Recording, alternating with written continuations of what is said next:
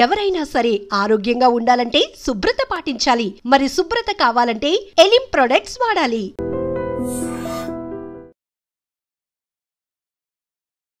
Welcome to iDream media. So జనరల్గా hug అంటే అది మంచిది ఆరోగ్యానికి అని చెప్తూ ఉన్నారు. ఏ విధంగా? సో పూర్తి వివరాలు తెలుసుకుందాం. మనతో పాటు ఉన్నారు ప్రముఖ న్యాచురోపతి వైద్యులు డాక్టర్ జ్యోత్స్నా పులిపాటి గారు. మ్యామ్ నమస్తే అండి. నమస్తే అండి.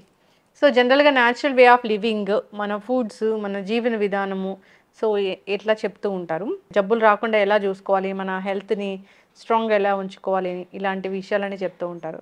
అయితే హగ్ గురించి మాట్లాడితే హగ్ చాలా మంచిది అని చెప్తూ ఉన్నారు. ఎందుకు మంచిది?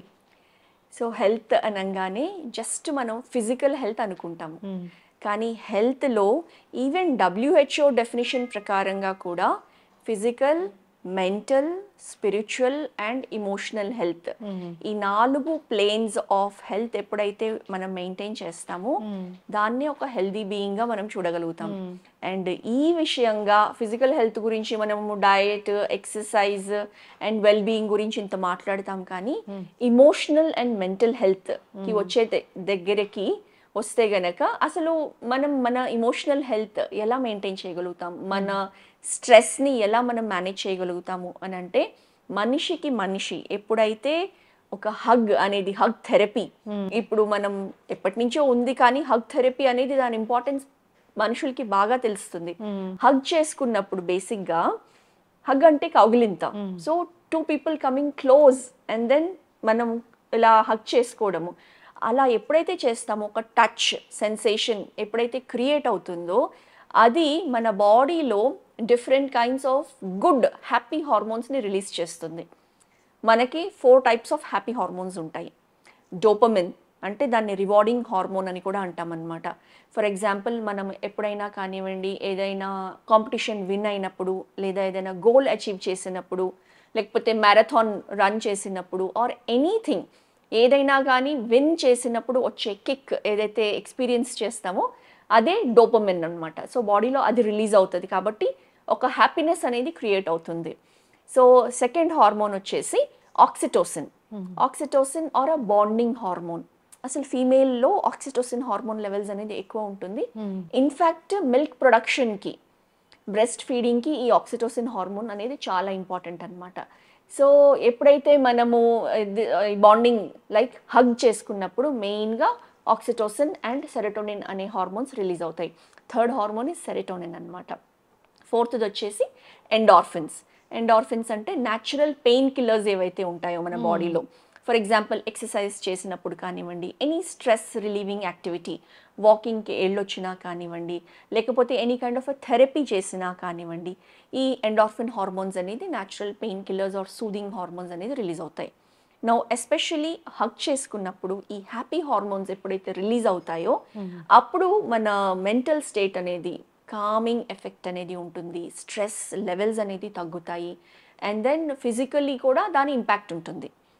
సో ఇది మెడికల్ పరంగా చూస్తే గనక people suffering with cardiac issues, high blood pressure ఉన్నవాళ్ళు, ఎప్పుడు ఎక్కువ స్ట్రెస్ఫుల్ కండిషన్స్లో వర్క్ చేసేవాళ్ళు కంటిన్యూస్లీ, పీపుల్ ఎప్పుడు యాంగర్ స్టేట్లో లేకపోతే ఫ్రస్ట్రేట్ అయి ఉన్నవాళ్ళు, ఇలాంటి వాళ్ళకి కంటిన్యూస్గా ఎప్పుడైతే హయ్యర్ స్టేట్ ఆఫ్ స్ట్రెస్లో ఉన్న వాళ్ళకి ఈ హగ్ ఇచ్చామనుకోండి, so it will help release these hormones అనమాట. ఈ హార్మోన్స్ రిలీజ్ అయినప్పుడు న్యాచురలీ మైండ్లో ఆ కామ్నెస్, ఆ సూదింగ్ ఎఫెక్ట్ అండ్ ఆ స్ట్రెస్ లెవెల్స్ అనేది తగ్గడానికి హెల్ప్ చేస్తుంది. హగ్గు అంత మంచిది, అంత మంచిది. ఇప్పుడు మనమే చూడండి, ఎవరైనా వెళ్ళి హగ్ చేసుకున్నాం, మన పిల్లల్ని మనం హగ్ చేసుకున్నా కానివ్వండి, లేకపోతే మన ఫ్యామిలీ మెంబర్స్ని హగ్ చేసుకున్నా, ఈవెన్ ఒక స్ట్రేంజర్ని సపోజ్ జస్ట్ మనము వెళ్ళి హగ్ చేసుకున్నా, it gives a positive vibes అనమాట. అఫ్ కోర్స్ మనం అందరినీ వెళ్ళి హగ్ చేసుకోలేము, అన్లెస్ అది కూడా ఒక పర్సనల్ డిస్టెన్స్ అనేది మనం డిఫరెంట్ క్రైటీరియాని బట్టి మనం మెయింటైన్ చేస్తాము. బట్ ఫర్ ఎనీ వన్ ఈ హగ్ అనేది ఇవ్వడంతో మనకి హ్యాపీ హార్మోన్స్ రిలీజ్ అవ్వడంతో మన mental health, emotional health and అది రిఫ్లెక్ట్ అయ్యి ఫిజికల్ హెల్త్ అనేది బాగుంటుంది అనమాట.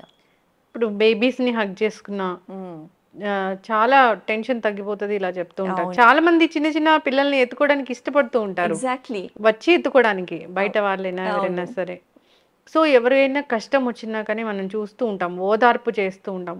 ఆ ఓదార్పుతోనే వాళ్ళకి ఆ కష్టం తగ్గిపోతుందని. సో ఒక హగ్ ఇచ్చి ఇలా ఓదార్చడం వల్ల చాలా మటుకు వాళ్ళ బాధను మనం ఎగ్జాక్ట్లీ. ఇప్పుడు ఫ్రెండ్స్ మధ్యలో ఏదైనా బాధలు చెప్పుకుంటాము, ఏదైనా కష్టాలు చెప్పుకుంటాము, మన ఫ్రెండ్స్కి చెప్పుకోవడంతో అంటే అలా ఒక ట్రస్టెడ్ ఫ్రెండ్కి మనం చెప్పుకోవడంతోనే కొంతవరకు మనకి రిలీఫ్ అనిపిస్తుంది. బట్ దాంతో పాటు జస్ట్ వన్ హగ్, ఒక 30 seconds, ఒక హాఫ్ మినిట్ జస్ట్ హగ్ ఇచ్చిన అది కూడా టైం లిమిట్ కూడా ఉంటుంది. ఎస్, ఒక 20-30 seconds మినిమం ఇస్తే కనుక ఆ కంప్లీట్ టచ్ సెన్సర్స్ అనేది బాడీలో యాక్టివేట్ అవుతాయి. యాక్టివేట్ అయ్యి ఆ సెన్సేషన్స్ ఆర్ సిగ్నల్స్ ఎప్పుడైతే బ్రెయిన్కి వెళ్తాయో అక్కడ ఈ హార్మోన్స్ మనకి రిలీజ్ అయ్యి ఆ స్ట్రెస్ ని అనేది తగ్గించి ఇమోషనల్ స్టేట్ ఆఫ్ మైండ్ ని పెంచుతుంది అనమాట. ఎస్, ఖచ్చితంగా మ్యామ్. మన వాళ్ళు ఎవరు, మన సన్నిహితులు ఎవరు, స్నేహితులు ఎవరు, మన ఫ్యామిలీ ఎవరు, మన రక్త సంబంధికులు ఎవరు అనే అవగాహన మనకు ఉంటుంది.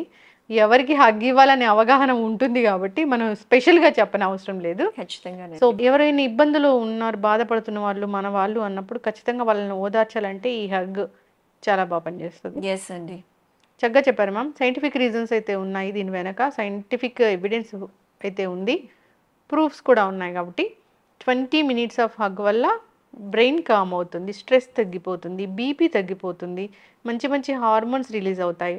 సో ఓవరాల్ గా బాడీ యాక్టివేట్ అవుతుంది, హెల్దీగా ఉంటుంది. పెయిన్స్ కూడా ఇప్పుడు ఎండార్ఫిన్స్ రిలీజ్ అవుతాయి, అవి న్యాచురల్ పెయిన్ కిల్లర్స్ అన్నమాట మన బాడీలో.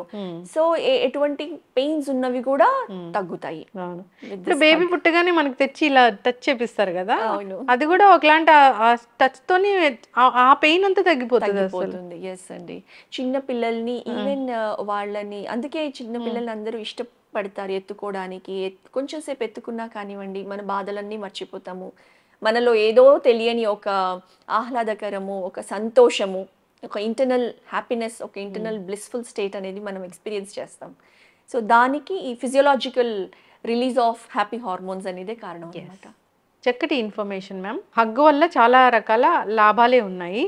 సో ఏదో సినిమాలో చిరంజీవి మూవీలో కూడా ఉంటుంది కదా, శంకర్ దాదా MBBS లో. అవును, ఆయన డాక్టర్ కాదు కానీ ఆయన ఒక హగ్ ఇచ్చి అలా తగ్గిస్తారు, ట్రీట్మెంట్ అనేది ఇస్తారు. కరెక్ట్.